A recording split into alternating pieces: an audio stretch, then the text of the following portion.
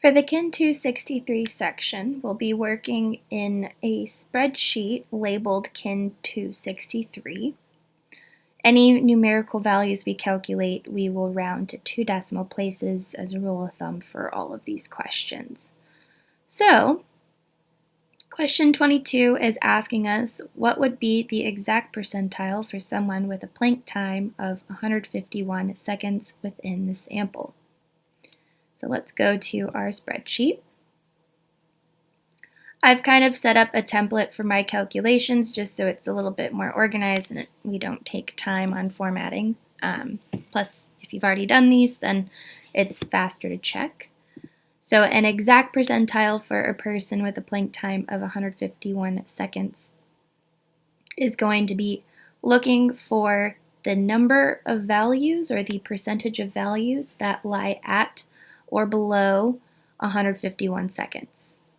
So in this case, the longer you hold the plank, the better your score. So values or times that are less than or equal to 151 is kind of the target criteria we're working with. So we can use a COUNTIF function to figure this out. We can use our plank times as our range of data.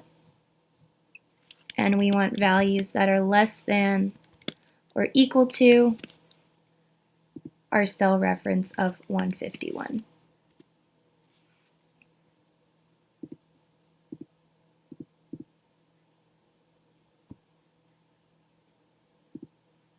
Okay, so the exact percentile of the value 151 seconds is the 61st percentile, or 61% of our data lie at or below than a plank time of 151. Question 23 is asking us how many people can bench press between 110% and 120% of their body weight. Include both 110% and 120% in your calculation criteria. So here we can use a COUNTIFs function since we have multiple criteria. Looking at our 1RM bench press values, our first set of criteria would be any values that are greater than or equal to our lower bound value of 110%. And then we would have the same range of data, B2 to B94, with criteria that are inclusive, meaning less than or equal to our upper bound of 120%. Our frequency shows there are 36 values between 110% and 120%. Question 24 is asking which class measurement has the most variability. So out of push-ups, 1RM bench press, 100.5 mile time, and plank time. The calculation we can do to look at variability across different units of measurement is our coefficient of variation. And to calculate this, we need the mean and the standard deviation. So I'm going to do an average function and a standard deviation function for my push-up column. Coefficient of variation is the standard deviation divided by the mean times 100 to make it a percentage. I want all of my values reported at 2 decimal places, and I can drag this across my table so that the calculations for the other variables populate into the table. Now the question again was asking which measurement had the most variability. When we look at our coefficients of variation, the highest percentage represents the greatest amount of variability. So in this case, push-ups would be considered the variable with the greatest amount of variability. For question 25, assuming the data are normally distributed, what is the probability that a random person from this sample would be able to run a mile between 9 minutes and 10 minutes? Now remember, probability is referring to the area under the curve of a distribution. We are assuming we have a normal distribution. So that means we're looking for the area under the curve between 9 minutes and 10 minutes, or the percentage of individuals that lie between 9 and 10 minutes. So because we are assuming we have a normal distribution, we can figure this out using z-scores. So our raw scores are listed here. We've got our X, I'm calling it X1 as 9 minutes and X2 as 10 minutes. We need the mean and the standard deviation, and we're looking at mile times. So we already have those calculated up here, so I can just do equals that cell and that cell. We can then use these values to calculate our z-scores. So this is going to be equal to the raw score of interest, 9, minus the mean, divided by the standard deviation. We'll make this 2 decimal places.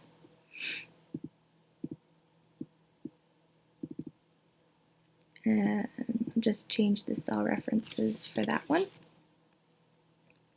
We can then look these values up in our z-table. So the first one for the raw score at 9 gave us a z-score of negative 1.55. So I can find negative 1.55 right here. Okay, so that gives me a probability of 6.06%.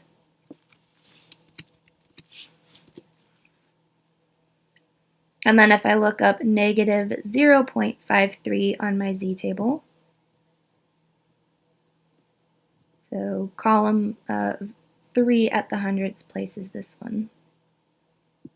0.53 gives us a probability of 29.81%. And the probability that we've landed between these two values is the difference between our area under the curve at 10 minutes and the area under the curve at 9 minutes. So we end up with a probability of 23.75%, or you could also report this as 0.2375 or 0.24 if you're rounding to 2 decimal places. Question 26 is asking to create a sketch of what the distribution would look like for question 25. So this is a callback to our one of our last modules, where we were making a distribution, and we could do it in 2 ways. We could either list our values in the distribution under the units of measurement that we took. So in this case, we're looking at mile time in minutes. The mean was 10.53. And then plus 1 standard deviation would just be 10.53 plus 1 standard deviation. Okay. And what we can do is freeze the column reference. And then I can copy this across, because each subsequent standard deviation is just the previous standard deviation plus another one. And this one would be 3 standard deviations. Okay. We can do something similar going down this direction, but instead of adding, we are subtracting the standard deviation. And I can freeze the column on this one as well. Double check to make sure I'm doing the previous standard deviation minus our standard deviation again. So this translates into the mean or 0. This is +1 standard deviations, +2 standard deviations, +3 standard deviations. This one would be -1 standard deviation, -2, and -3. If you put 0, +1, +2, +3, 0, -1, -2, -3, any of those answers would be considered correct. Okay. So that's how we get these bottom values here. Then we can line up our calculated z-scores. So I'm going to use my drawing function. If, let's say, x1 is going to be in red, I can find -1.55 on my distribution. So that's going to be somewhere between -2 and -1 standard deviations. We could also go off of the value 9, which falls between 9.54 and 8.56 on our scale. So pretend that's a straight line. And this red area under here would represent the probability that we get a raw score value of 9 or less. X2, let's put in a blue color. And again, we can either find this value on the distribution by going off of the raw score value of 10 minutes or the z-score value of -0.53. So again, something kind of in between 0 and -1. This area then under the curve would represent the probability that we get a value of 10 minutes or less. And what we're interested in is this area here, because that is the area under the curve that's between 9 and 10 minutes. So this green area represents this 23.75% that we calculated.